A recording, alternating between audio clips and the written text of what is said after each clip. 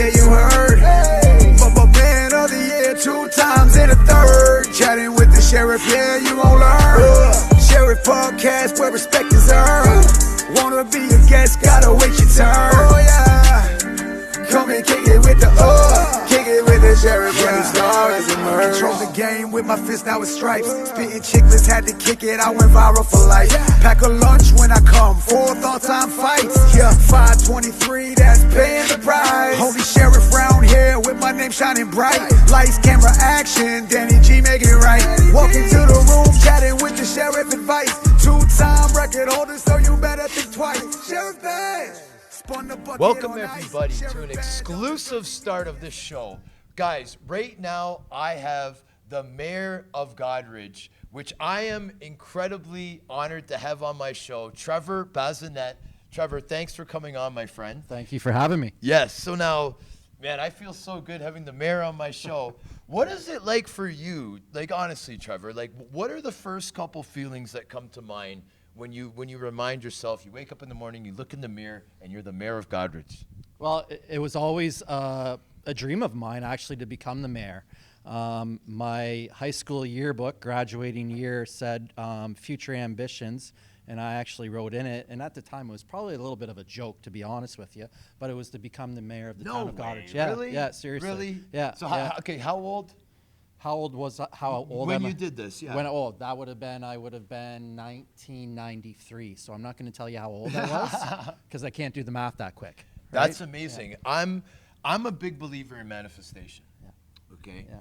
So I call myself a dreamer. I always hope for the best. I always have big plans, but at the same time, I like to manifest. So for me to hear that you were manifesting being mayor of Goderich when you were a young lad, that's pretty cool, man. Yeah, it is cool, and I'm a big believer in that too. I believe if you have a dream, you work as hard as you can to attain those goals to get that dream. Sometimes in life, obviously, those dreams don't always happen, and you're taking down a different path, and that's okay too, right? But if you can work towards something that you believe in, and that's what I stress to the youth in our community is never give up. If someone tells you that you can't do something, prove them wrong. Yeah, absolutely, right? Absolutely. And you know what, man? I gotta clap for that. We clap for each other around here. So Trev, I wanted to kind of get into, the fact that we're at this incredible tournament. Yes. Goderich is a tourist town. It is Canada's prettiest town. Yes, as it is. Says on this incredible jacket that the mayor is sporting. I want you to talk a little bit about this tournament. I mean, we're at the Maitland Recreation Center. Formerly they used to use the Goderich Memorial Arena, I believe. Yeah. So now I've heard from a little birdie that not only I believe that you've played and you've coached in this tournament. I have. Am I accurate? You are accurate, and I've actually even officiated in the tournament as well. Officiated. Yeah. So I've done it all. And back in my playing days, it was such a big deal. That's when we had Tyke, Novice, Adam, Pee Wee, Band, and Midget. Okay, yes, those were the names of the division. So when you're in your last year of Adam, as a Goderich kid, the realization that you were going to play in Young Canada Week was the biggest thing going as a kid. Okay. As a boy hockey player, as a girl hockey player, even back in the day as well, it was the biggest thing for you to do was to play in that tournament. And I'll tell you, the first time that I skated on that ice, and it used to be called the Lions Young Canada Week Hockey Tournament, our team was sponsored by the Lions, so we had a mascot. It was a lion. It was a lion. We would put the mascot at center ice. And as soon as you drop that mascot down, the goosebumps that you would get by just skating around in warm-up, because the place was packed. Yeah. And the place normally isn't packed for a Pee Wee game back in the day, right? So it was a big deal growing up in this town, playing in it. I had more success as a coach in the tournament. Okay. I went. We won a gold medal the first year I coached, and then we won bronze in the next 2 years. So we brought home a banner to hang in our rafters, as you see all throughout the arena here. Yeah. And it was a big accomplishment. We just witnessed Goderich play in the final game here. We did. Unfortunately, they lost, but they still got a banner. Can't win them all. Yeah, and the arena was packed once again. Hometown support. It has been packed tonight. I made a comment on Kendra Fisher and Kurtis Gabriel's segments that this is incredible. This isn't just parents. This is the town folk. It is. This is grandma and grandpa. This is, Uncle Mike coming in from out of town. Yep. It's incredible. It's what the impact that it has, like you said, for a young kid to know that he's going to play in this tournament. He was looking forward to it. But what about the town? How does the town look at this tournament now? It's solidified as a real tourist thing now because it's an attraction. So, for example, if I go away to conferences as the mayor of the town of Goderich and people will say, where are you from? And you say Goderich. A lot of the time, someone will say to me, is that Young Canada Week hockey tournament still going? Wow. Because I played in that tournament. Okay. So we talk about our square, which is our downtown. We talk about our waterfront. But we also talk about Young Canada Week. Okay. It's the gem of our community. The Lions Club have done a tremendous job for 74 years putting this tournament on. Absolutely. Goderich Minor Hockey has jumped on board to offer them support as well, which is a great partnership that they've formed over the past several years. But it goes back to the whole community aspect. When this tournament starts, what happens in the businesses? They wear hockey jerseys to recognize this tournament. Yep. And that's been a long-standing tradition in this community. And it's nice to see even the staff at Town Hall wear hockey jerseys. Nice. Right? Our council last year, because we had a council meeting as part of, during the week of Young Canada Week, we all wore hockey jerseys to our council meeting. Usually we're in suits and dresses and everything else, right? But we wanted to wear those jerseys to support the tournament because it is so important to us here in the town. And I really appreciate you sharing this as we see the players are coming out. So now hold on. So this is another final. This is actually a playoff game now. So the this tournament is is a playoff officially done. Okay. 74 years. Next year is the 75th. 75th year. It's a big deal. Right, So- and we're going to put on one heck of a show here in the town of Goderich for the 75th. I'm not going Absolutely. to tell you who's coming. I'm hoping that I'll be invited back, man, because this was a really special event. While we're on the subject, of the Goderich Lions Club, I wanted to talk about, how welcoming the Lions Club has made me feel. Like I know, my brother-in-law Danny Granger, that's one thing. He's a hometown hero now, so of course they're going to get along with him. But for me, they made me feel so comfortable. Every member of the Lions Club pretty much came up, introduced themselves, told me a little story. I really appreciated the love, and I had to mention that. And, we got a huge sold-out crowd here, watching the podcast right now. But I believe that Mike Alcock is somewhere in the crowd. I'm hoping the security might be able to find him and bring him up. I think he's in the middle there. Yes. Look at him maneuvering himself through the crowd here. He's maneuvering through the crowd. So we're going to do it like this. I'm a little bit more, I'm not as loud as I thought I was, I guess. But so Mike, I want you to explain how you first got into the Lions Club and what it really means to you. Well, I guess I first got into the Lions Club in a different town, but when I finally was able to return home in 2004, I guess I was badgered into becoming a Lions Club member. My dad was a Lions Club member. My uncle was a Lions Club member. Wow. I always knew I'd be a Lions Club member. But in about 2005, I became a Goderich Lions Club member. Right on. Well, hey, man, we clap for each other out here. I got to give you a clap for that. So now, how long have you known this mayor of Goderich right here? Now that we're all on the stage here. Well, how well do you guys know each other? We've known each other probably, what year were you born? 75. Okay, I was born in 71, so we've probably known each other for going on 45 years, maybe more. Everyone knows everyone in Goderich. Yes. Now this is as, an out-of-towner giving his opinion.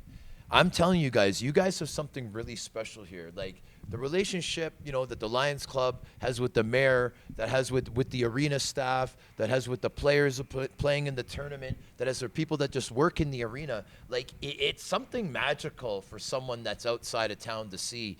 Trevor, I see you shake your head. You got to comment on that, man, because this is a very unique situation, and I need people to know that this is happening. Yeah. Well, born and raised here in the town, so I am 50 years old now, and there's a reason why I didn't leave. It's that small town feel. Yes. right? You know, when you go to the grocery store, you know people. You say hello. It's holding a door open for someone. It's always that. It's, you know, nothing against people that live in the city. There's a lot of nice people that live in the city, but it's a totally different mindset as you've experienced yourself, Sean. And, I have firsthand. You know, and I'm glad that you commented about how well you've been treated since you've been here. Oh, incredibly. Because we are a welcoming community to everyone. Yeah. And that is so important for us here. Yeah. Yeah. So now I want people to experience what I've been able to experience. I mean, obviously this tournament is one thing. What's some of the next events that are coming in this incredible, prettiest town in Canada situation? Like what else do we got going on that we could bring people from out of town to be able to witness the things that I'm being able to witness right now? I think the next Lions event is the Taste of Goderich. It's coming up. Taste of Goderich. It is, and No way. we partner with several local restaurants, probably a brewery. I'm not on that committee because I need a rest. But and we do a silent auction and a live auction, and it's one of our biggest fundraisers for the Goderich Lions Club. Really? And it's coming up in April. In April?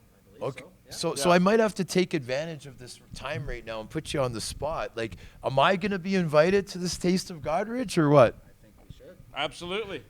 Yes. You're in. Yes. That's absolutely awesome. I'm just joking, guys, but I would love to come. I would really love to come, and I will come because I like the taste of garbage. That just, like, my mouth is is watering right now. This is incredible. Mayor, other than that, is there anything coming up that we can be excited about? I know Salt and Harvest Festival. Okay. So we do have the world's largest salt mine here in the town of Goderich. The world's largest salt mine. It's the hidden gem, right? It is 1,867 feet below surface, below Lake Huron. Below Lake Huron. So the height of the CN Tower, that's how far you go down below the surface. Come right? on. And that's where salt is brought to the surface, right? So we celebrate that now in the town of Goderich. Wow. This will be our 3rd annual. We have a big concert on the Sunday night, which is Labor Day weekend, and we're having Finger 11 be the main performer this year. Yeah, so we're super excited about that. Sorry, what's the date for that again? Labor Day weekend. So on Labor Day weekend. Yep. Oh man, so it's always a big. It's a something big party, that's right? Really, we like to have fun here in the small town of Goderich. So you mentioned about being invited to the Taste of Goderich. I'll make sure that you're at the Salt and Harvest Festival. I all right? appreciate that a lot. Yeah, Man. I no appreciate worries. that. So I mean, this Lions Club. How are you guys so nice and inviting? Like, are you guys take classes on how to make people feel comfortable, or what's the situation? No, we prefer we don't take classes on how to make people feel comfortable. But there's one thing, and it's a little bit off topic, but when you were walking out on the ice for the opening ceremonies, and I was. You did a great job, by the way. And so did you. Thank you. But I was a person. There was only one person between you and I walking out there, and you've been on a lot of bigger stages than Young Canada Week, and this is something that's special for me about Young Canada Week. Yeah. Every time there's a bit of magic, and even though I was behind you during O Canada, I could tell that you got a little emotional out there on the ice. You know what it was? It was the bagpipes. Was it? Oh, the yeah. Bagpipes? The bagpipes reminded me of my days in Belfast and Dundee. That's excellent. And it was some of the most nostalgic, times of my life. And when I heard those bagpipes, brother, I got a little emotional. And, I was tearing up a little bit, but I had to kind of try to keep it together. So I appreciate you guys going to that level of bagpipes and, because I know it's not cheap, that's for sure. And it's very, very special. There's a magic moment of every Young Canada Week, and for me, that was the magic moment. That's a clap, right? That's a clap. You do a clap. Thank you. That's great. That's great. All right, ladies and gentlemen, we are back. And we are at the Maitland Recreation Center, where you see the Young Canada Week tournament in Goderich, Ontario, has just completed. So the Goderich wasn't on the winning side of this game, but that's okay because we got Paulie O'Byrne with us right now. This is one of my newest and coolest buddies that I got. But what's even more important than that is what this man does as his occupation. Not only does he work for my former team, the London Knights, the powerhouse in the Ontario Hockey League, the Hunters Stronghold, but he's also the mental health coach for the London Knights. Paulie, I would love for you to explain your role with the team and what this means to you, my friend. Yeah, I mean, it kind of fell into my lap. It's like the coolest job I've ever had, you know? Like Amazingly cool. You know, with my like history, I thought when I first got into it that I'll work for Canadian Mental Health Association as their Talk Today representative. Maybe I'll get to watch some hockey, some nights hockey. Like I'm obsessed with this sport, and so my first year doing that, I just did a suicide prevention seminar for them, and no one really paid attention because they're teenagers and they don't really pay attention to people they don't know, and then tragedy struck. We lost Alcock Kazbekov on December 17th, and I think my role kind of got defined there. They asked me to come on and stay on. They won't let me leave. They let me do a little bit different things this year. So last year I was the very first and only mental health advocate in the Canadian Hockey League. So nothing to do with mental performance, but man, that's yeah, a big step forward for what we're trying to accomplish here. Yeah, it's incredible. It's just like a different side than like every team has a mental performance guy, right? And what happens when those mental performance tools don't work, or what happens if someone may have a substance use disorder, or they're diagnosed with a mental health disorder. Sometimes mental performance doesn't touch that, right? And so, with my own experience and my own background, kind of fighting my way through the hockey world, and I've been on the terrible side of hockey, the worst side of hockey that hockey has, and I also feel pretty fortunate that I've been on the best side of hockey last year. I won an OHL championship, and I never in a million years thought I'd win an OHL championship. Congratulations. Yeah. I actually was wearing this ring last week, this London Knights. Now, is this the OHL championship? It is, yeah. Okay, so it is, yeah. That's an incredible thing. I wanted to kind of get into the fact that you're working for the London Knights. We had a side conversation last weekend about Mark Hunter and how, you believe that Mark Hunter opens up opportunities that other teams don't. Is Mark Hunter behind the hiring and keeping you on, would you say, per se? Like, is he responsible for keeping this incredible man around the London Knights? I think so. Him and Rob Simpson do a really great job managing the team and the team staff that are around there.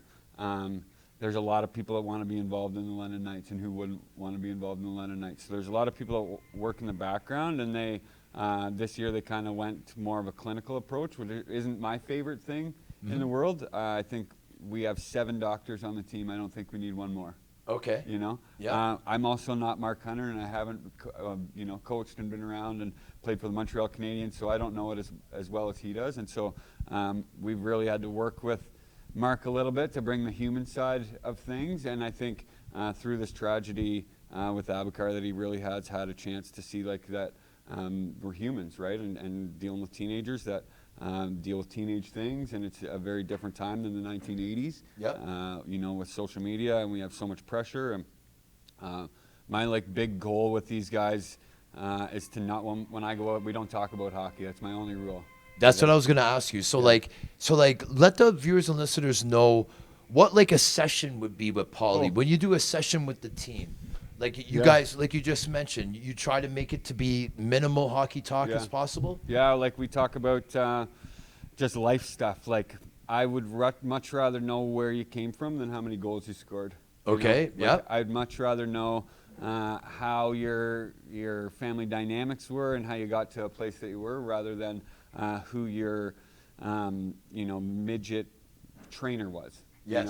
It almost doesn't matter, that stuff. And I take the approach of the human side of things. Our big problems right now are girlfriends and social media. Okay. Are the big problems I can totally right now, see that. and that's a pretty common thing. When it gets down to it, there are people that struggle, and they, I think when I played, I wasn't going to go to my coach and say, hey, I'm struggling with depression, because he's the guy who has my ice time, right? Yeah. And so we brought this role in that you don't have to go to Dale or Dylan or Steady to anyone very to smart. say, I'm struggling with depression. It's, we have someone that we can help with that. And I'm super fortunate. I went to school, got a little bit of background. Mostly I just use my own lived experience. Feel like it was a kind of a waste of money to go to school, to be honest with you, because I just used my lived experience, and I've been around the recovery community now for the last like 15 years. I've been sober for 11 years, so Congratulations, my friend. Appreciate it. Yeah, that's amazing. Yeah, that's absolutely amazing, and thank you for sharing that. That's very personable, and I appreciate you sharing that on the show. You guys had a pretty big tragedy last year. I know I'm not going to pronounce it right, so could you just say the Alcock, we called him Abby. Okay, so you guys called him Abby. Yeah.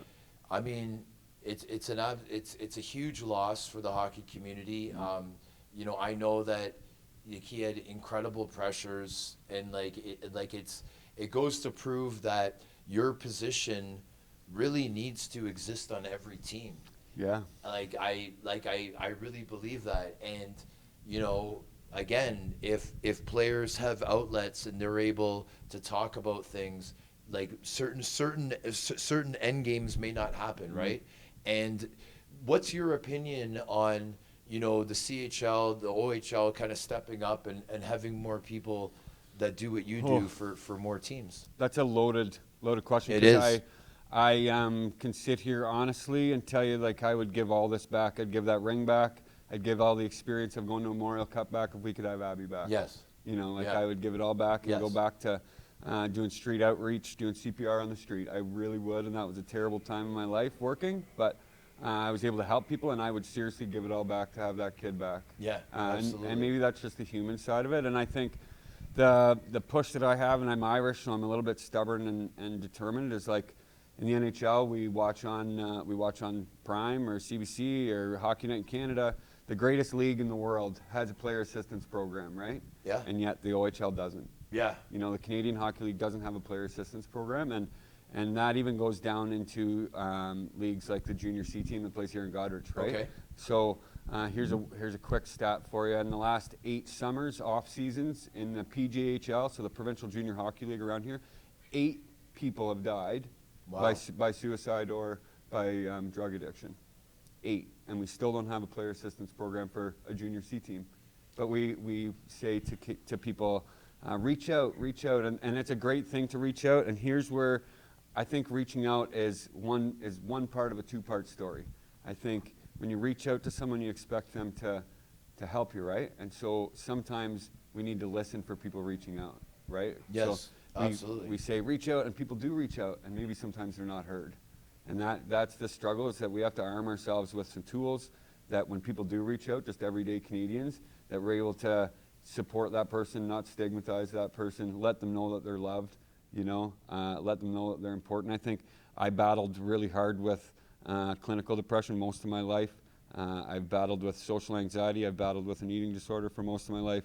And I think at the end of that, I just needed to love myself a little bit more, and I just wasn't taught those tools to love myself. So really, I teach these guys, you know, like, just love yourself without having an ego. You know, it's pretty tough playing for what I think is the best team in the world and not have an ego. Yeah. I also think that there's a difference between cockiness and confidence, right? Yeah. Cockiness is the Ron Burgundy effect. Come look how good I am. Yeah. Confidence is really just believing in yourself. It is. And your abilities, it right? Really is. So. And that's great. I really appreciate that, Paulie.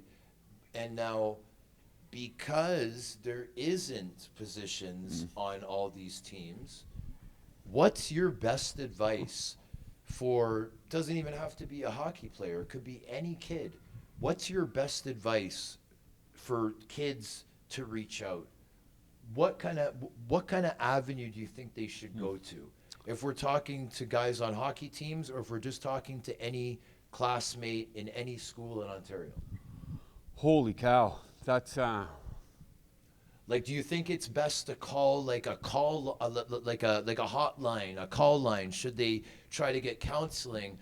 What, in your opinion, is like the quickest turnaround for them to believe that they can believe in themselves and love themselves? I think like the only kind of quick fix I can think about, and there really isn't a quick fix, is put someone in schools, put someone on a hockey team, put someone in places where it's not a direct result. So like, don't have your coach, your head coach, be the person that person comes to, right? Okay. Because there's fears and there's pressures. They're like, I'm not going to tell my coach I'm anxious, right? Yeah. But if I can tell someone, yeah, you know, then I can get that out of me, and that's really the start of of the healing journey is telling someone and someone believing that. So I went through sexual abuse in hockey. It was a terrible, terrible experience. I went through the court system, and ultimately I got to the end of that, and I really just wanted someone to believe me. You know, like no one believed me but a judge, and then the judge believed me, and then it was, you know, like we're going to keep this quiet. Ultimately, if someone says I'm struggling, just believe them. Yeah. We say this I facilitate suicide prevention courses called assist courses. And we say when people reach out, do you think it's a call for attention? Maybe it is a call for attention. Maybe they're looking for attention. Yeah. Maybe they just need love. Yeah. Right? And so we have to take every single interaction seriously. Right. Yeah. What's wrong with loving people? Exactly. You know? Yeah. I think this is very important. I know that you need to talk about things in order to get the ball moving for action to be happening. So this is usually the first step. So I'm hoping that, you know, the audience that we're getting, that, you know, that we're able to get things in the works. I'm hoping that the CHL, you know, if they're watching this, I really hope that they can step up and they can have someone, you know, associated with every team, so that you don't have to go to your coach and that you don't have to be afraid that it might affect, you know, your roster spot, or if you're going to be in the lineup next game because they think that, you know, you got too much going on upstairs, so we're not going to play you next game. That there's someone else that you can go to, that you can get results and get the help that you need, because everyone needs to understand that we are all special and that we all deserve that type of help. That's what a lot of people don't understand, is they think that I don't deserve it. Yeah, you do. You do deserve it. Everyone's a special being. We're all creatures in this world, and we all need to love each other, man. I think one of the coolest things that came out of last year was that this year there's more people. So you just had Kurtis Gabriel on. Kurtis Gabriel works at the Owen Sound Attack doing the same thing. Yes. And I think like now we're starting to build an army, you know, and if you've ever heard me talk, it's like I always ask, how do you eat an elephant? One bite at a time.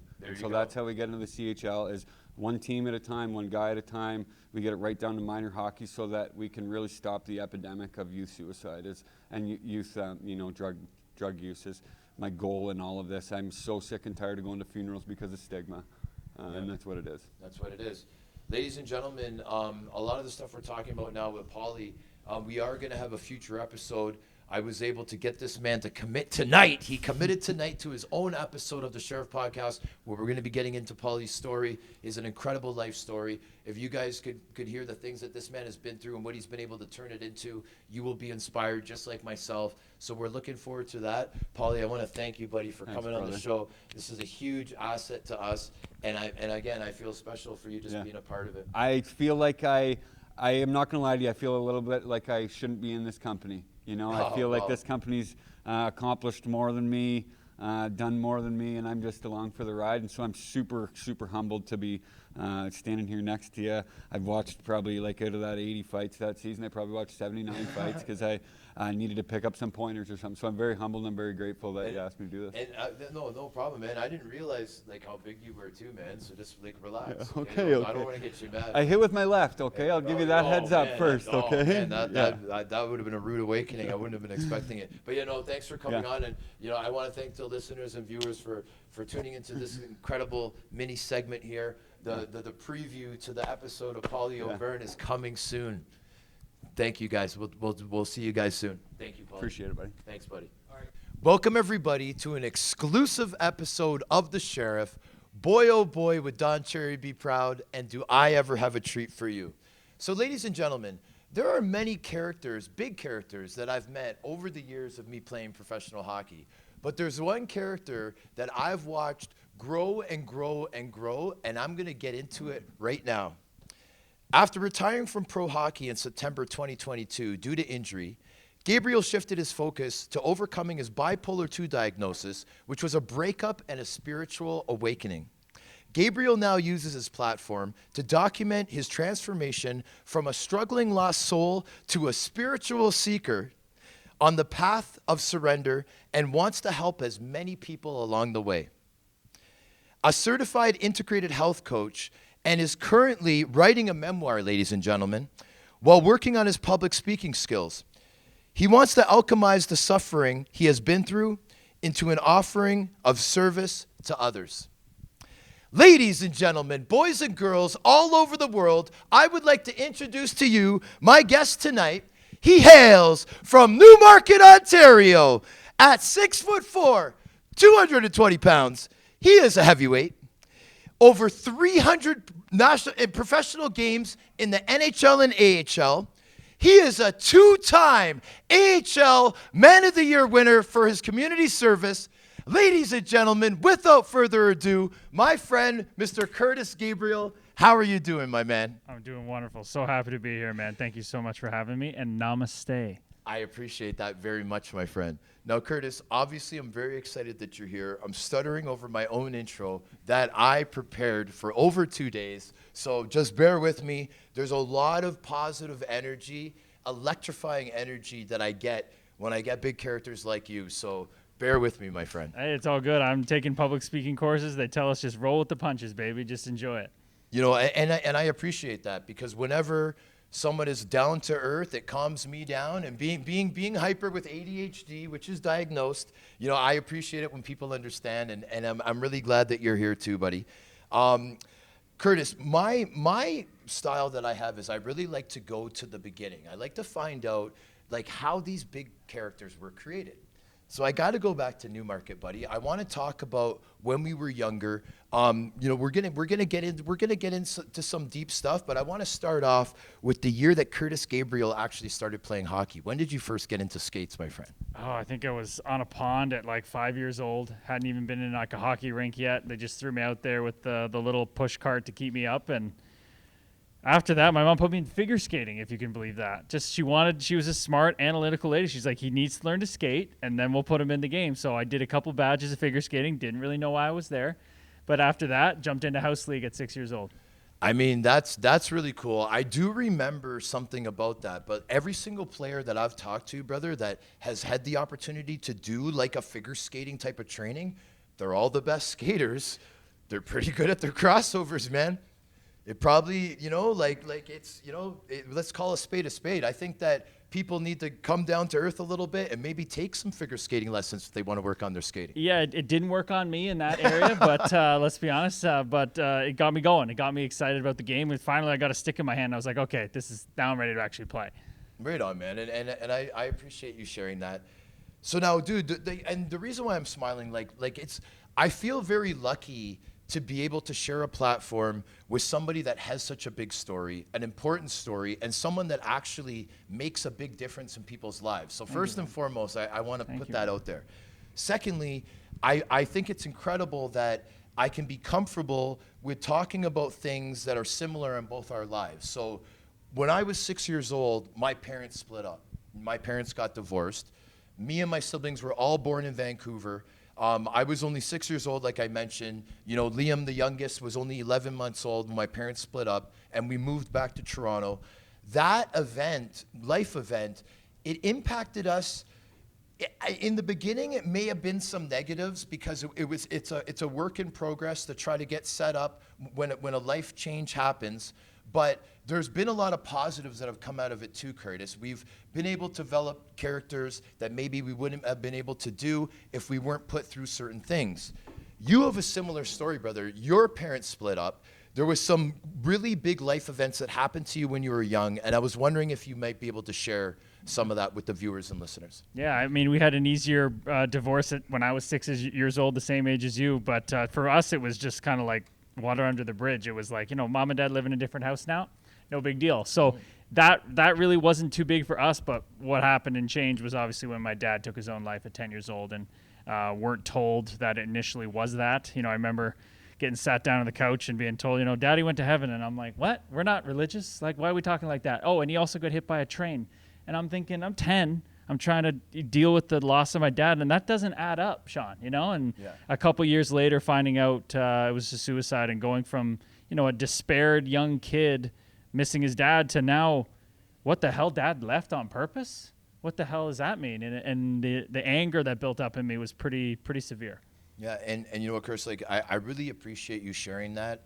What we've learned since we've been able to get platforms is how important it is to let people know that everybody goes through what they're going through and how people like yourself deal with that.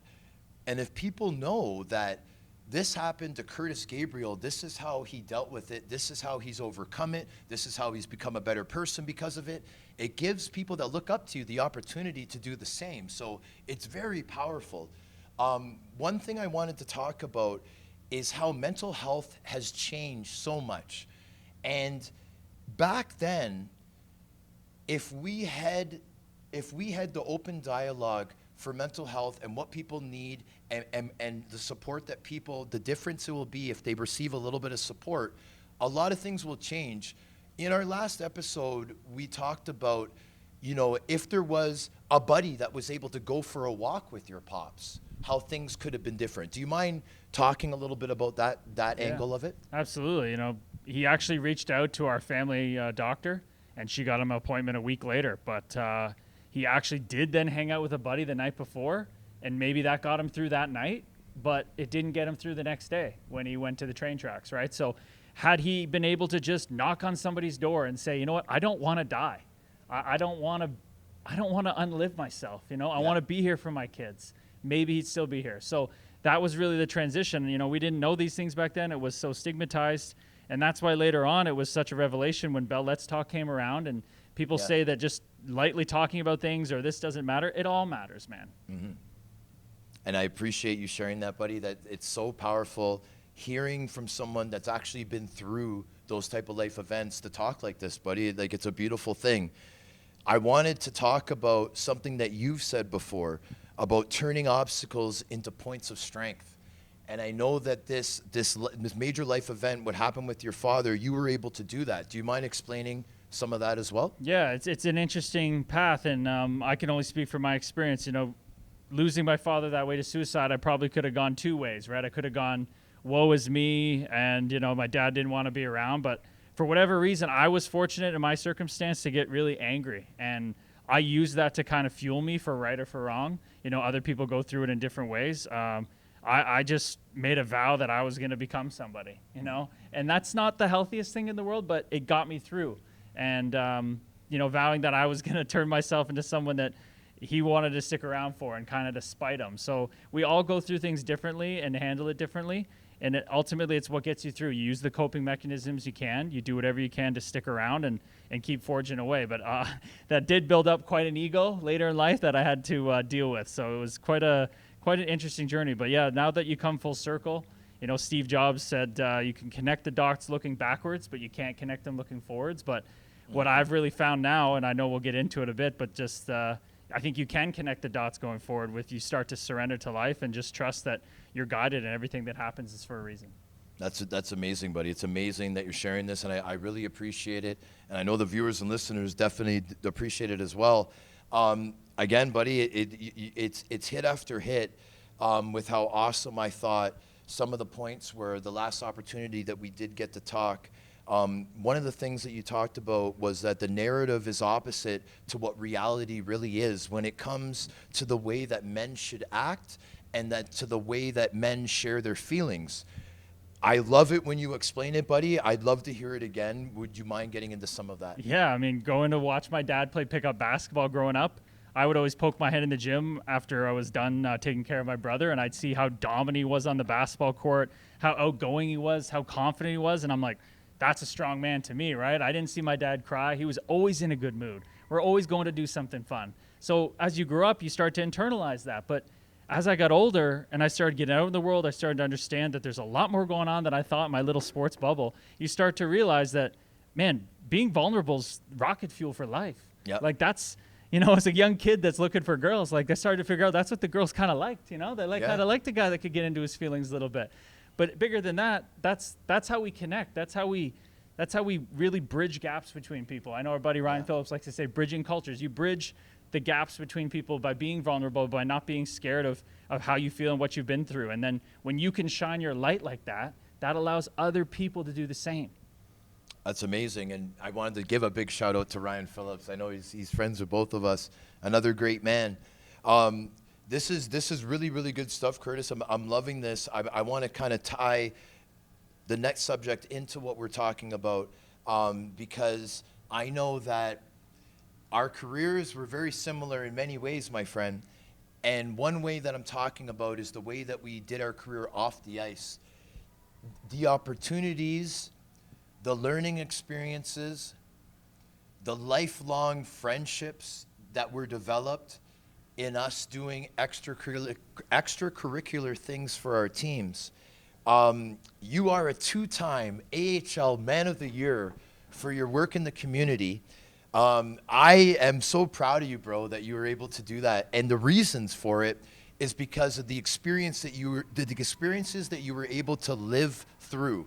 Because I know what I was able to live through. I want to hear some of the stuff that you were. Being the 2-time AHL Man of the Year means that you did a lot of charitable and promotional events for the community, all for the better good. If I were to look up the word volunteer, I think it should be replaced with opportunity. That's the way I look at it. Do you feel the same way like that, my friend? And that's coming from experience, because you were the same kind of man. You were on that award, and you've done things like that as well. So it is an opportunity. I always used to say I'd go do these things, and people would thank me, and I'd just say, thank you. I mean, this is helping me get out of my own head of having to, who am I going to fight tomorrow? Yeah. All the stress about things, like, that's what we got to talk about. It's an energy exchange. It goes both ways. We don't have to only do things in life that only benefit one party. You know, I think we're so caught up in capitalism and our how our societies run. It's like, let's create win-win opportunities where we go there and we help out and we help them and we give our time, but we also get something too, and we all grow together. Absolutely, buddy. I couldn't have said it any better. I'm just glad that the viewers and listeners get to experience this firsthand, because I know that this is a big treat for me. The next thing I wanted to kind of get into is, I mean, obviously there's a lot of young players, Kurtis, that watch the show. You know, I try to make things exciting, so I think I'm a little bit more hip when it comes to the podcast. So let's give them some advice, because I know that they're watching. You know, we got guys like Shamar Moses, you know, like players of that caliber that all they want to do is be as good as they can as people, and they're doing all the off-ice events. What kind of advice do you have for younger players that maybe it's their first year pro, they're going into the dressing room, even at the major junior level as well, and they see those sheets on the wall to sign up to do a charitable event on behalf of the team? What advice would you have for them? I mean, everybody's always watching you. I mean, let's not kid ourselves. Hockey is a performance-based game, but if you can play just as well as the guy next to you, and you're helping out in the community, and you're trying to get to the NHL, you're trying to get to higher levels. I mean, you want to talk about opportunity from a chance to help people, to grow your own self, but to put yourself out there and grow your reputation as someone who's caring about the people that are coming to your games, that are caring about the community. So it's a win-win-win-win all around, and there's no reason not to go out and do as many events. Absolutely. I agree 100%. I know that everything that I'm doing now, especially mostly this podcast, any type of public speaking that I've done, I learned that I had that passion from doing these charitable events, having the opportunity to be able to speak in front of crowds, to tell my story, to go to hospitals, to meet very cool and interesting individuals that normally I probably would never get that opportunity. So, I mean, like I said, volunteer is a word. I think it should be changed to maybe like volunteer and opportunity should be combined in one word. I was going to try to say it, but I don't think I'm that smart. But I give all thanks to anybody that's ever invited me to any event, because it's improved me as a person, and it's also given me the opportunity to develop skills that I'm now able to use for the next 25 years of my life. So I just, like, you know what, I just wanted to acknowledge that. The next thing is I wanted to switch it up a little bit, Kurtis.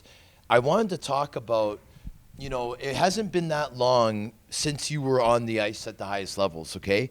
Now, where I'm getting at with this is the training. I want to talk about the incredible training ritual that you did have, and then I want you to explain how you may have changed that training maybe into more spiritual things, maybe into more. I know that you were a big meditation person when you were playing, but I think that maybe that has been turned up a little bit in the last couple of years, buddy. Just a little bit. Okay. A little bit. It took a little time, but that discipline that I cultivated from really the anger of my dad leaving to make myself into somebody, I've now turned that into making myself nobody. And that's the whole goal, is to let go. And all that discipline now is into my spiritual practices. And if I put my oxygen mask on first, if I grow my own self, if I shine my light as bright as possible, that means I'm going to be able to take care of others. That means I'm going to be able to serve others, be of service at the best of my ability. But there's comes restrictions with that. You can't stretch yourself too thin. You can't start running around like your ego thinking you're going to save everyone. You put on your gas mask first, like they say on the airplane, before you help others. And that's all I'm trying to do. And anything that trickles off me, anybody that I can possibly help, then that's the goal. But yeah, the discipline is destiny, Sean, and you know this. Absolutely, buddy. And like, again, it's a beautiful thing. So now, 300 games in the NHL and AHL, over 300 games that you played, Kurtis. This is the highest level in the world. You had to compete against the highest competitors. So now, you are still a very young man, okay? There's possibilities that we can do anything that we put our minds to. If you wanted to go on a mission to make a comeback to hockey, I'm sure you could do that if you wanted to. Whatever the priority in your life is what I really want to talk about. So since 2022, since you pretty much changed having most of the focus of your life towards hockey, I know that you've channeled that energy into so many amazing and incredible things. And I'd like to talk a little bit about that right now, if you don't mind. Yeah, I mean, how much time you got, really? It's been a hell of a journey. I mean, since I met you there, dude, I was coming on that podcast, putting on a front, but I was going through a lot, man. Yeah. And to then retire shortly after, to go move to the U.S., to live a life that was not really what I wanted to do, but I was scared. I didn't know what I wanted. My identity was stripped away instantaneously by injury at 29 years old, and I was a lost soul, man, like you said in the intro. And I had to go through that, and now I could not be more grateful for that time, man, because I literally was the definition of insanity. I was trying the same thing, hit my head against the wall, thinking different things would change, and I eventually had to dig into myself, and I had to do some pretty wild stuff, go to Guatemala and take magic mushrooms on a volcanic lake and do all these things of diving into myself. And it was not easy. It was like living a whole new life in a short period of time. And to come to the realizations that I have where, mental health, working with psychologists, psychiatrists really got me nowhere. It kind of got me spinning around in circles, to be honest, like a dog chasing its tail. And that's why I had to surrender to the ultimate. I had to find a higher power, and I had to, it's not what we all think in Western culture, and Jesus this and Jesus that, and he's the only way. It's not like that. It's a very personal thing that we all walk in our own way. And it's completely changed my life, and I couldn't be more grateful to be here, standing here on the other side of it, and knowing that it's never going to end either. Yes, right on. So now, when you first came on, you gave me a greeting. Do you mind saying the greeting again? Absolutely. And explaining the language and what it means? Yeah, so I say namaste to you and to everyone I meet, because in Sanskrit, ancient Indian language, it means the divine in me, the same witness behind my thoughts, behind my words, behind my actions, that thing that's listening. Everybody listening right now, that thing that's listening and doesn't talk and only listens, that's the same in you as it is in me, as in everybody on this planet. And that's the truth. And I say that because I want to spark that interest in people. And maybe they're not going to get it now. Maybe they won't get it in 80 years. Maybe they'll get it in 5 years. Maybe in another lifetime. But it's the recognition that we, you hear we're all love and we're all one from Bob Marley. It's the truth, man. We literally are all one.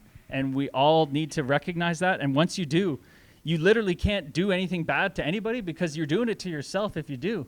So it's this revelatory moment where I love to share that with as many people as I can, because it's changed my life. Right on, and I appreciate you sharing that.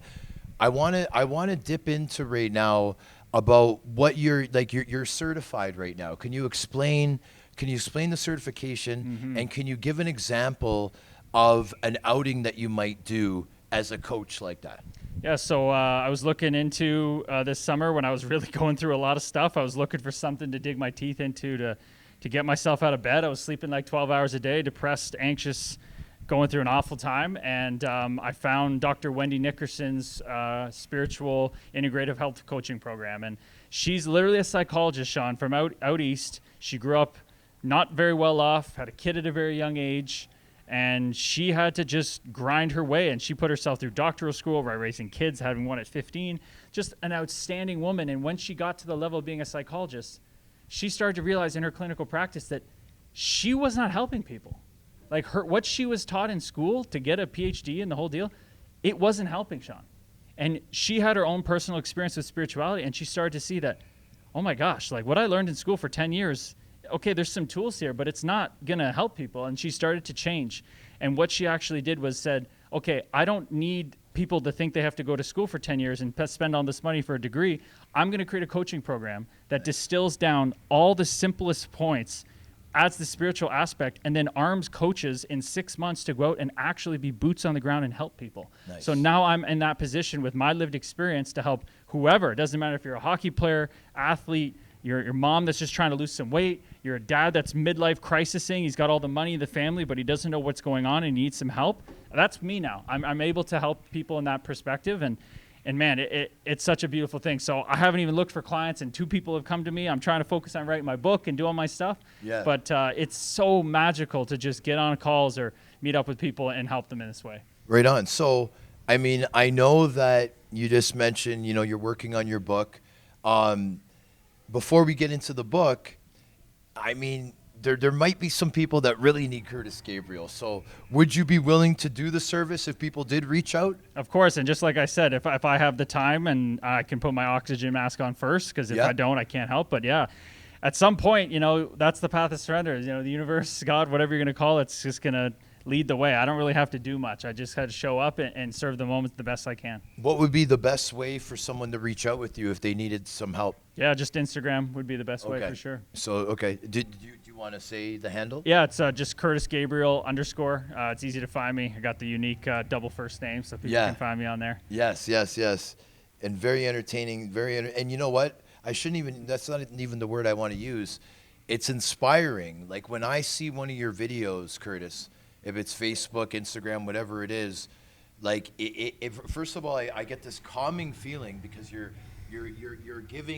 giving such good energy out, first off, but then you have advice, you have life experience that you share, and it just makes me feel good, and I know that it will benefit a lot of people. So, no problem. This is straight honesty, buddy. Like I was mentioning it to my mom just the other day. I'm like, I really enjoy watching Kurtis's videos, and my mom's like, that kid's a special kid. You know, I need a call with your mom soon. I need to catch up with her. So shout out to Sheila McMorrow. She becomes friends with all my friends. So it's kind of like a double whammy when you meet us.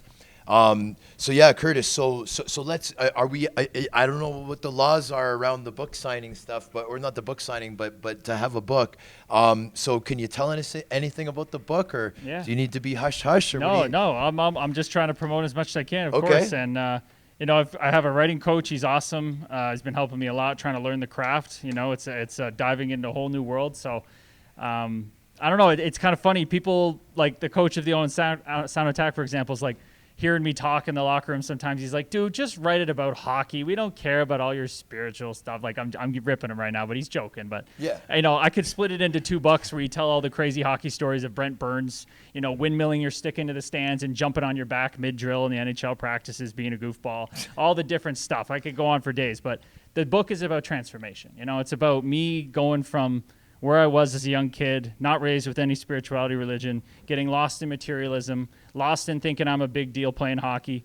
People might say on the outside, "Oh, you're man of the year and you were doing great," but I was suffering on the inside, man. Yeah. And I went through so much stuff that's going to be revealed, and you know, some of it might be pretty confronting to people, but I know even talking to some folks here tonight that you just have a side conversation and they're struggling with the same thing. So it's going to be about a transformation and coming through like the ringer of life, and really just want people to be able to read it, and hopefully it adds something to them, just the way that I've read other people's memoirs or books, and it's added to my spiritual journey. Wow. I mean, that's really cool, man. And I really hope that as soon as this book's available, that I'm able to read it immediately.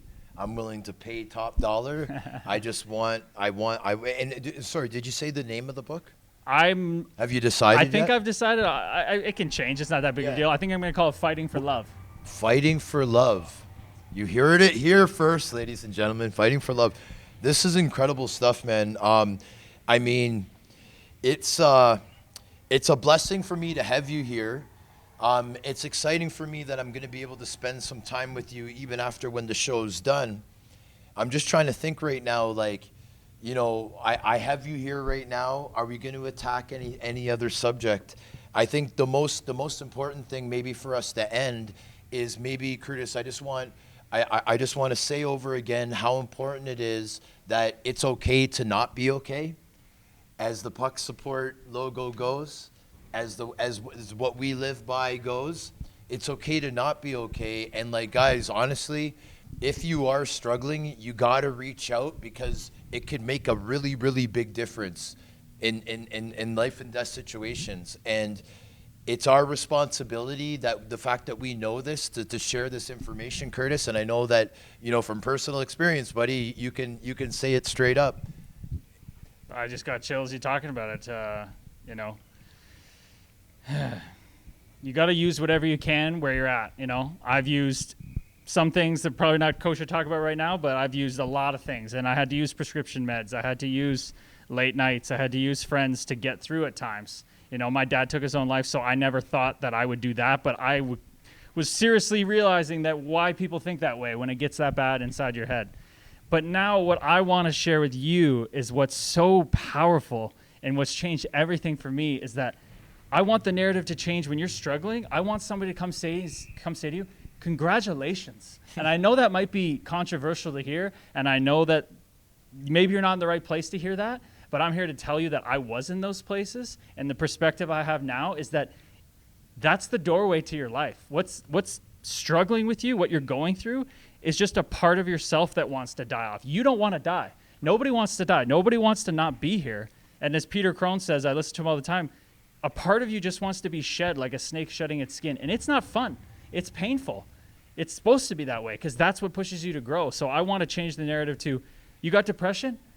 Awesome. Let's work on this. Like, let's dig into it. Let's see why. Let's see what's happening in your life, what's deep down that's buried that we can pull out so you can become who you're supposed to be. Like, you're just in your cocoon as a butterfly, and you're ready to spread your wings through it. And I'm telling you, that's the truth. It's amazing. It's amazing. I mean, I'm just glad that the viewers and listeners get to hear it firsthand, because I could try to repeat everything that you're saying. I feel very similar in almost in everything. But like, you know, the true life experiences and what you're going through now, the education that you've received, I mean, it's priceless, buddy. It's priceless, and I'm really thankful that you're able to tell me firsthand, my man. And I really appreciate you coming on the show, Kurtis. This is just the start of a very special night, and like you said in the video on the way here, buddy, you know, like it's a blessing to be able to do this. It's a blessing to be able to drive through, you know, the farm country and to come here and to see the sunset. And you know, we're here. We got the finals of a tournament where these kids are playing their hearts out, man, and they got their grandpa and grandpa in the stands, and the stands are absolutely full right now, you know, taken away from our audience, but that's okay. We're all in this together. So I just wanted to mention all those things. I appreciate you, buddy, and I'm looking forward to a big night with you, man. Thank you very much. Thanks for having Thank me, man. you. Appreciate it. And I wanted to thank the viewers and listeners for listening to Kurtis's story. And the exciting thing for me is this is just part one of the show. So thank you very much, Kurtis. No problem. Thank you, man. Appreciate it. Now, ladies and gentlemen, my next guest tonight, she works to reduce stigma and promotes wellness in sports and the communities. And I'm going to introduce her right now. Ladies and gentlemen, boys and girls all over the world, I would like to introduce to you my guest tonight. She hails from Kincardine, Ontario. At 5'11", 165 pounds, she is a lightweight. She played for the Grey Bruce Highlanders, which made her the first female to play on that AAA team. She played for Team Ontario at the National Championships. She competed in the IIHF Incline Hockey World Championships. Mental health advocate and public speaker. Ladies and gentlemen, without further ado, my friend, Miss Kendra Fisher, how are you doing today? I am lovely. Thank you so much for having me here today. No problem at all. I just wanted to apologize with how hyper and loud I am. Don't apologize ever. I love it. Sometimes it could be a little bit overwhelming. My last guest was bigger, taller, stronger than me, so I didn't feel as bad. But me being the bigger human right now, it's a lot of energy, right? Oh yeah, we're good. I love it. Awesome. I love it too. So Kendra, I love to go to the beginnings, like for my shows. Like, as I mentioned all the time, I only like to have big characters on my show. I like to find out how these big characters were created. So I want to go to Kincardine. Now, am I saying it properly first You off? are. Okay, You are. right on. All the appreciation. Were you born there? I was actually. Okay, Born right and on. raised. So let's talk about mom and dad. Let's talk about, do you have siblings? I have an older brother. He's 4 years older than me. Mom Right and on. dad, incredible family, close, tight, always close, very supported. Okay, so so what jumps out to me is the fact that you had an older brother. So now you said 4 years older than Yeah, you. yeah. Okay, so this is what I want to get into right now because I'm always curious about this. In my family, there's 4 kids. I believe that each older sibling assisted the next sibling in his competitiveness, in his toughness, because we get beat up by the older sibling, so on and so forth. What kind of relationship was it with you and your brother? Like, did he push you in sports? Did you have to play with your older brother and his friends, which made you more competitive as a sibling 4 years younger? Yeah, I mean, I never had to, but we had a healthy rivalry growing up for sure, and we Right on. played a lot of the same sports. And I think the small town life, it kind of gives you a little bit more freedom in terms of just kind of getting out and exploring differently. And also back then it was a little different than it is now. But yeah, I mean, I'm sure we were competitors for most of our childhood, and we got it from our parents. I mean, they were competitive people as well, and loved sport. And so any opportunity I had to try to show him up, I mean, I would take it. Eventually I could hold my own, but it wasn't always that way. I appreciate you sharing that. One question that I was always thinking of, like knowing that I was going to have you on the show, was, were you always a goalie? As soon as I figured out what it meant to be a goalie, I was always a goalie. Okay. So like I'm sure you've heard, for a lot of hockey players, I grew up figure skating. I was put in figure skating first, and that's how I learned. And there's a story that lives in Kincardine, and I happily will share it because it's part of my story. When I was 4, I guess, I was watching my brother play hockey at the local arena, and I was kind of standing there watching, and apparently I turned around and exclaimed to my parents that when I grew up to be a boy, I was going to play hockey too. I gratefully learned that I didn't have to actually be a boy to play hockey because that made it a lot easier for me. But very soon after, I had the chance to try hockey, and I mean, at an early age, when you try hockey, everybody gets to put on the pads. Like you get that moment where it's like they're looking for volunteers. Yeah. So everybody's got to play net. The rotation. Yeah, everybody's got to take a turn. And I took my turn, and I learned in a hurry that you got to stay on the ice for the whole game.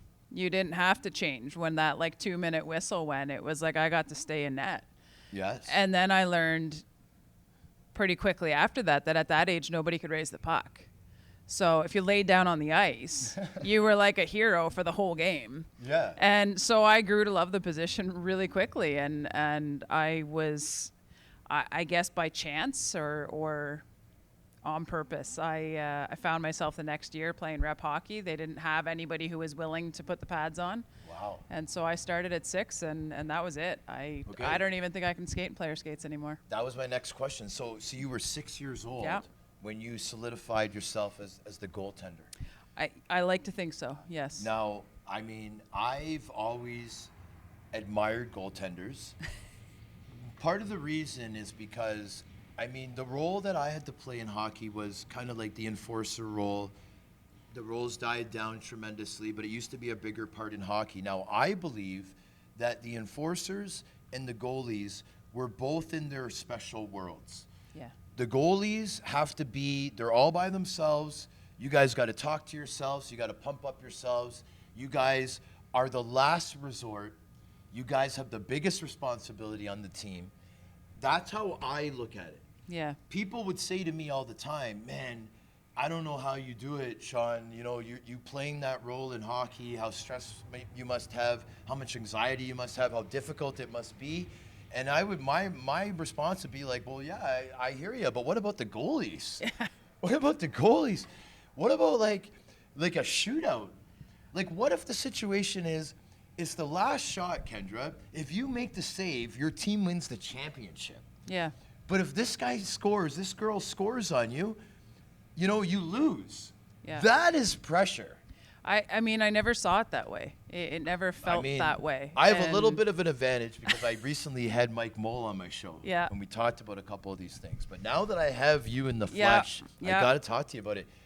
You don't feel that you're the most pressure on the team? In honesty, it was the safest place in the world for me. Being in the crease, playing goalie, just the world I found myself in when I was in that role, it felt peaceful to me. Like it was the one place in the world that didn't feel chaotic to me. Okay. And so the ability that I guess I had and didn't know with any intention what it was in the beginning,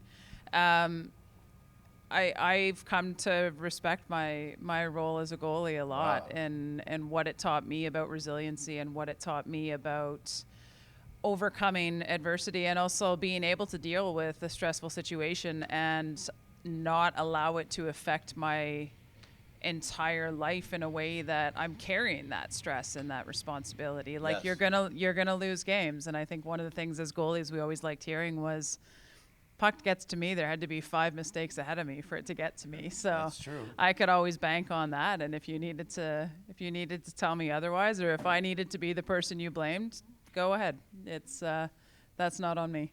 Right on. So, and I really appreciate you sharing that. But we can both agree that it does take a certain personality to be able to be in net, though. Yeah, absolutely. Like there's got to be. There's a little bit of a difference between a player that's out and the goalie. Yeah, and there's no skillful way of saying it. I mean, you hear the way people refer to goalies, and I mean, there are certain parts about being a goalie that doesn't make a lot of sense to a lot of people. Why would you put yourself in that position? For me, I always loved the challenge. I loved the responsibility, and I loved the role of thinking that I had that amount of impact on the outcome of a game. Yes. I mean, and big time impact. Yeah, and that's sometimes you're the deciding factor. You get to be the hero, but you also get to be I know. blamed. Scapegoat. And it's you just accept the good and the bad. Right on. I appreciate you saying all that stuff so much because it's very important. And like I get the opportunity that I'm reffing right now. I get to ref youth hockey. And man, these goalies, I love these goalies. You know, when they make the save, we got to get the puck from them in their glove, and I always got to give them a pat and be like, "That was a really big save, buddy." You know what? That was unbelievable. If any goalie's smart, the ref's their best friend. Yes. Oh yes. I'm picking up the puck for you every time, Yeah. and I'm making sure that You heard it here, goalies. Well, pick up that puck. When you're kind to people, to you sometimes get kindness in response. Yeah, you get the right calls. There's a little quicker whistle sometimes when you can't find the puck, and that's not a bad thing to have on your side. Absolutely. The direction I kind of wanted to go in from here, Kendra, was like, obviously, I mean, you can tell us now, there was a point where you must have became very good. Like, were you very good right away? Or did it take a couple seasons where you just realized, hey, I'm a really good goalie? Because I think I was very fortunate to be part of some really great teams. Okay. So you had the opportunity to be on those winning teams, and you performed. And I was, we were a really close kind of community growing up in Kincardine. The team you played with, you kind of grew up with them. Yes. That became your family. Yeah. Parents, siblings, on the ice, off the ice, the town stood behind you. And it was really easy to grow in that capacity when you were winning. Yeah. And so we were fortunate. We had a great team, and they were supportive and otherwise. But I mean, I don't know that it was ever that I recognized that I was a really good goalie as much as it was I got a lot of really cool experiences to play a game that I loved and had a lot of fun playing. Right on. And I'm so grateful that it allowed me to kind of have those experiences in my life. But I don't know that I've ever thought to myself, I realized I was great. It sounds to me like you were on a powerhouse team. Was it a really good team? We were great. Yeah. We were a really close-knit group. Yeah. And I mean, That's I had that amazing. unique story of growing up as the only girl on the team. So Yeah. that came with challenges, and it also came with feeling like I had a whole bunch of older brothers who had my back. So this is the Grey Bruce Highlanders now that we're speaking of, or So is this a team before that team? Yeah, that was kind of their inaugural season. So the Grey Bruce Highlanders was the AAA program that Okay. came to the area. It's Yeah. based out of Owen Sound. But growing Oh. up, I played minor hockey in Kincardine. Okay, And but did so they I have played- AAA in Kincardine? No, when the Grey Bruce Highlanders started, the inaugural season would have been my U18 year. Okay, right And on. so I joined that program, but up until then, I was playing locally in Kincardine, and then Yeah. we had a tournament team because, as was true back then, we didn't have women's hockey in all of Yep. the towns in the area. Yeah. And so we kind of made our own little team. We had enough girls that were playing Really? on guys' teams in Really? all of the small towns in the area. Okay. So we came together and made a tournament team and started competing in the city as a girls' team as well. So That's amazing. Like Yeah. like I was mentioning before we started the recording, like how grateful I were to have you on because, you know, in my family, my sister is the oldest sibling in the family, and she really set the bar for how competitive we were going to be in sports. Yeah. I'm the second oldest. She's 3 years older than me. She plays ringette. She plays ice hockey. Played for the Scarborough Sharks. And I'm like 5, 6 years old watching my 8, 9-year-old sister playing at the highest level Yeah. with all these competitive girls. And Yeah. and I'll be honest with you, my first set of real role models was girls 3 years older than me. My sister and her teammates, they were incredible skaters. You know, I don't know why ringette's not more popular. It's such a cool sport. You know what I mean? But like I really looked up to these ringette and hockey players that my sister would play with, and my sister was the biggest role model, of course. And like I was telling you, Kendra, you guys have a different type of competition level in you. Like you guys are, man, I'm talking about girls in general. Like you guys are competitors, man, and I really appreciate it. That's how I became a competitor, is watching you guys. So hats off to the competitive girls out yeah, there. I mean, there were a lot that came before me, and there's been this incredible, opportunity to watch where it's gotten to after, and Yeah. to be a part of that it's been incredible. But also seeing the opportunities present themselves differently now, where there is a league and there is an ability for women to aspire to that level, and also to see young girls able to see that and to see that in people who are in a place where they want to get to. Yes. Did you ever think that there was gonna, like, I'm sure like you were like, there's gotta be, we're so good, we're so powerful, but like, did you think that there was gonna be a PWHL the way it is right now? Like, did you picture it like this, where there's a women's NHL starting with pretty much the original 6? It's pretty Yeah. cool stuff, Kendra. Like, Yeah, it's amazing, and I mean, I'm fortunate that I've been through a few of the evolutions of that league, and I think that it's incredible that we finally gotten to a place where it's getting the platform and the exposure it deserves, because that level of women's hockey has been around for some time now. But as far as opportunity goes, it's something that still has a long way to go. Yeah. It's incredible that we've got this league now and we have these teams that are leading the way, but also we also need to understand the investment that's required to keep that. Yes. And it's not taken for granted, and that's true of women in sport in a lot of places. There is that extra competitive edge that comes with knowing that not only are you fighting within the sport that you love competing in, but you're fighting for the right to do it, and you're Yeah. fighting for the opportunity to do it, and you're fighting for everybody else to acknowledge that and to validate that in a way that people are then buying into a product and allowing for it to exist the way it does now. Absolutely. Thank you for sharing that. One thing I wanted to point out, just to add to that, is the impact that the professional female loop is creating, like, on people, because, I can't think of their names right now. The team from Toronto, because it's only the first year they've Toronto had a name. Scepters, yeah. The Scepters, of course, Toronto Scepters. They have games at Scotiabank Arena, and it's sold out. The crowds are louder than the quiet,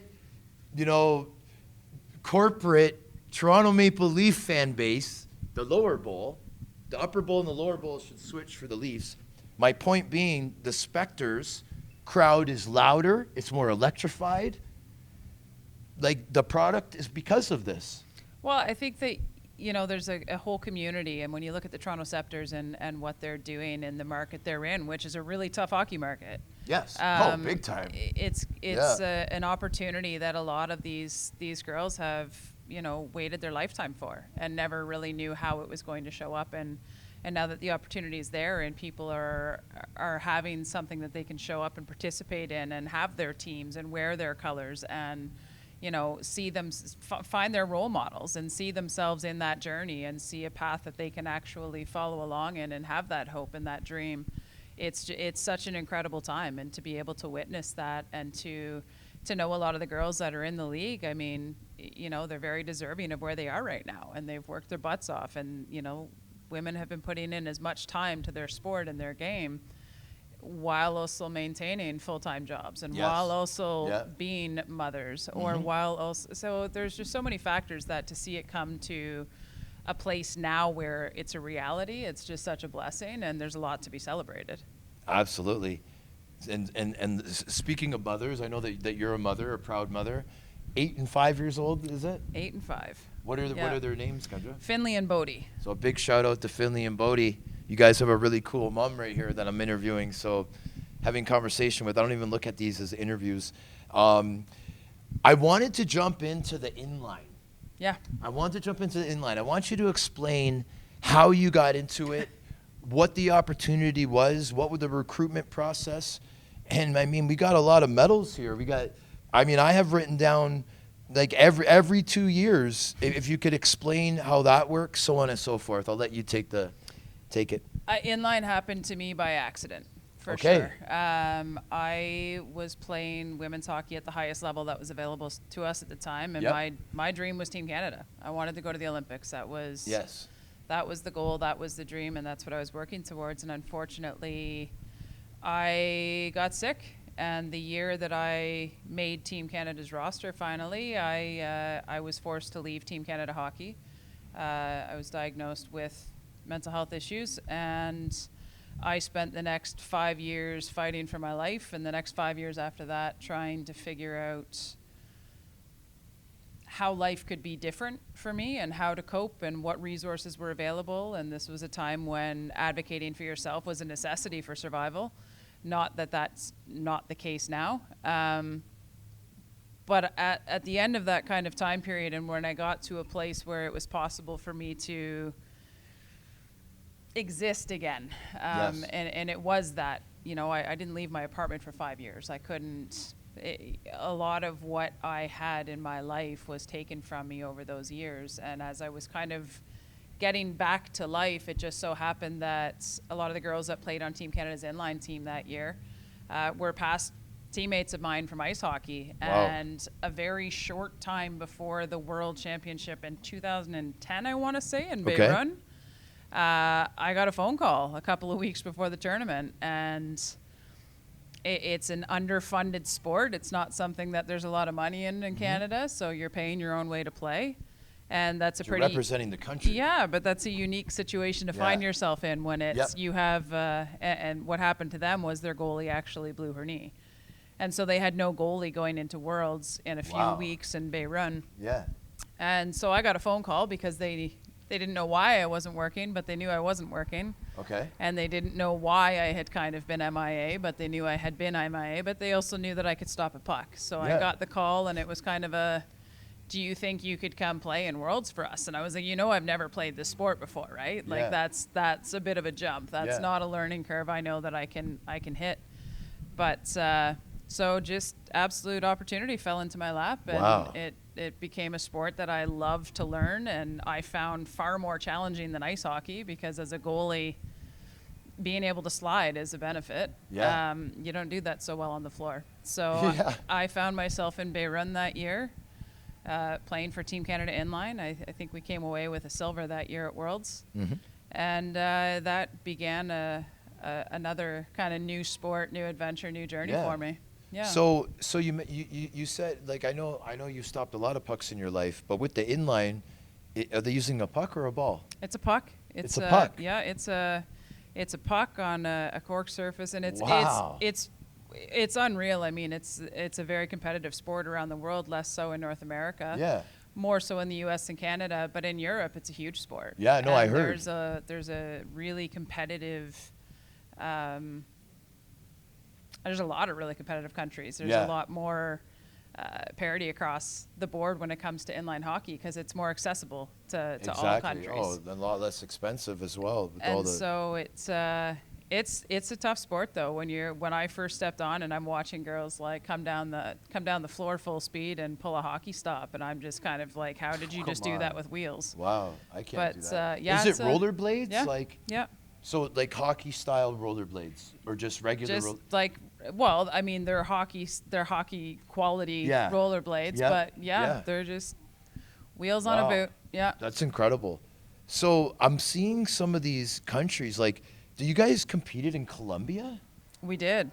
That was a great What tournament. was that like? Was it in the summer? Or was it It super was hot. It was really hot, Holy. especially in full goal equipment. Yeah, Oh it's man! Is it enclosed or did they have like open things or? Colombia was unique. It was not, there was a roof on it, but it was open around the walls, and it was a great opportunity to see a culture that, hockey never would have brought me to. Yeah. And to Wow. participate with a lot of countries that had so much passion for the game. Yeah.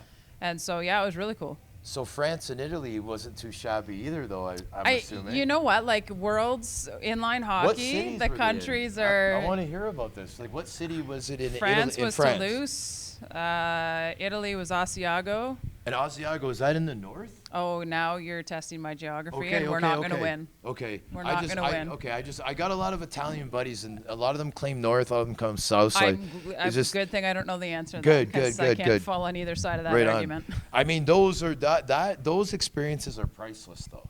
Like, that's incredible. I had probably one of the most incredible moments in that Worlds in Beirut, just because for me it had been a 10-year fight for my life. Yeah. And it was a moment that I found myself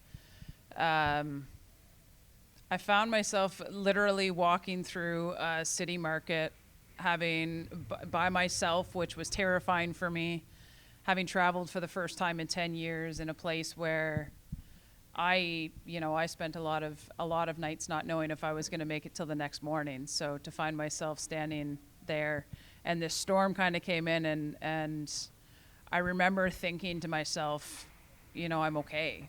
I'm okay. And I think Yeah. it was this moment of recognition that I had survived and that I was going to be okay. And there was the alley I was in coming out of the town square, there was graffiti of the word love on the wall. Right on. And I actually got it tattooed. So 'cause is that the same design that is as the what you tattoo, saw? actually. That tattoo was the graffiti that was on the wall. And Wow. that recognition of love and connection and the peace that I felt in myself in that moment that I had fought for so many years. And really, it's a constant journey to recognize that fighting for peace is kind of counterintuitive, and it's when you give in to the possibility of it and surrender to that it really has an opportunity to find you. And so it was that moment for me that my journey changed in a big way. Wow, I mean I got to clap for that one. I really appreciate you Thank sharing you. that. That's incredible, Kendra. So I want to tie this into like things that you're doing currently. I mean, the experiences that you went through, you're able to use your platform, you're able to share your life experiences, what you went through. Like I mentioned in the previous episode with Kurtis Gabriel, like how important it is to be able to talk and let people know that it's not just them going through things. Mm-hmm. That, if Kendra Fisher can go through like an incredible life event, get through it, become a better person, learn from it, be able to educate others about it, I mean, that's going to be a big impact on people knowing that happens. And if she can do it, I can do it type of thing. So did you feel kind of like almost like a responsibility, the fact that obviously you're a gifted speaker, you went through these events. did you feel that it was almost like your duty to be part of this movement, or like how would you explain how you got into it? Yeah, so I, just to backtrack a little bit, growing up, I was kind of always in a place where that underlying anxiety and sometimes depression was part of my life, and it was always something that I used just pushing harder and doing more to overcome. It was always kind of that just do more. Yeah. And I was very successful in doing that and very fortunate, but I got to a moment following high school, I got into a car accident and I fractured a vertebrae in my back, and I think it was the first time in my life where kind of that like day-to-day go, play hockey, be connected, have this, life that was highly active and competitive. I was laid up, and that kind of left the door open for the perfect storm of what was inside of me that I had been pushing aside for so long. And when it hit, it couldn't have been a worse time. I mean, it was my dream, and I had to walk away from that dream. And at the time, not knowing what I was living with, not knowing that it was anxiety, not knowing it was mental illness, but just knowing something wasn't right, and I didn't feel safe. And as I learned that, and as that kind of journey progressed, I had left Team Canada. I had gotten a diagnosis. I was not a very willing recipient of that diagnosis. I fought it tooth and nail because it didn't match. It didn't, I just made Team Canada. I have scholarship offers. I have a great family. I have good friends. It didn't match what I understood of mental illness. And as I, as acceptance became a necessity, I learned otherwise. And that journey of fighting it turned into a journey of learning to cope with it and finding resources to manage it as best I could in the moment that I was living to survive. And I got to a place, in 2010 when I felt like I'd made it. Like I felt like I'd survived. And to me, the most important thing about surviving was nobody knew what I was going through. I'd hid it from everyone. Yep. And at the time, it was a 14-year-old by the name of Darren Richardson, Luke Richardson's daughter. Okay. Unfortunately, Luke lost her battle to mental illness and took her life. And I happened to be at the Ontario Women's Hockey Association's head office when the directors of our league were coming back from her funeral. And somebody just by chance put her memorial on the desk in front of me where I was sitting. And I remember thinking I was part of the problem. I remember thinking, here I am, somebody who has an understanding of this and who has fought so hard to learn how to manage this differently and how to show up differently. And I was ashamed of it. I was ashamed to admit it. I didn't want people to know that's where my journey went. I wanted that Team Canada label. I wanted that really great goalie label. I didn't want the her world fell apart label. Mm-hmm. But in that moment, I recognized that was part of the problem. Part of the problem was everybody feels safer not sharing that. Everybody feels safer isolating with that, and it's the most detrimental thing we can do, because community is where we can fight that. Community is where we find the ability to have a different experience. And that day I decided that I didn't want to be part of the problem anymore. Yeah. So I don't know so much if it was a sense of a responsibility or if it was more so a gift that I got to recognize that I get to share a journey that so many people are sharing. And absolutely. I get to show up and meet people where they're at, and I get to share that that's not always going to look pretty. Yep. And that's not going to be perfect, and that's not going to come with this wonderful story that has no, peaks or valleys. And it's fluid and it's constant and it's forever changing. But when we give ourselves permission to show up as we are, it gives everybody else permission to do the same. Absolutely. And so not so much responsibility, but I get to. Yeah. And you know what, Kendra, like I really appreciate you sharing it, especially the way that you're saying it, because it's coming straight from your heart. It's absolutely priceless, and I'm glad that I'm able to share this on the platform that I have, because it's very important. We've come a long way.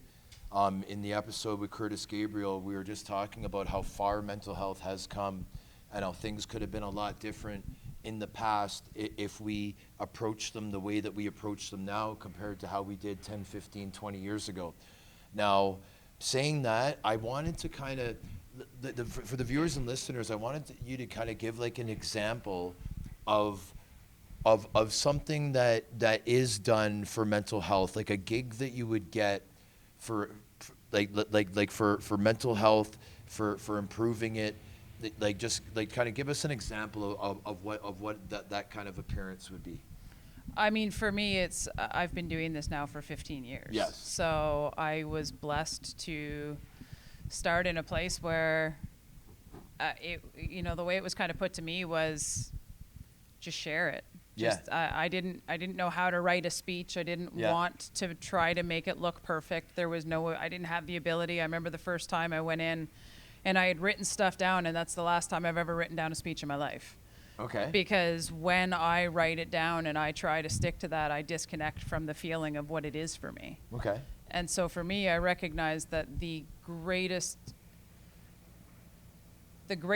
way that I could share that story was to just connect and share it and allow that to be what it was going to be.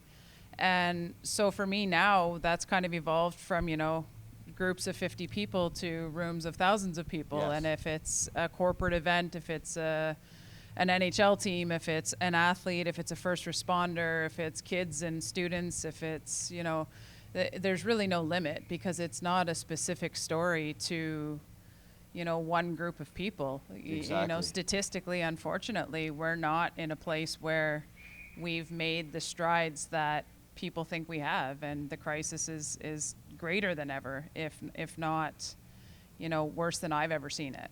And I think that there are so many different ways to approach that.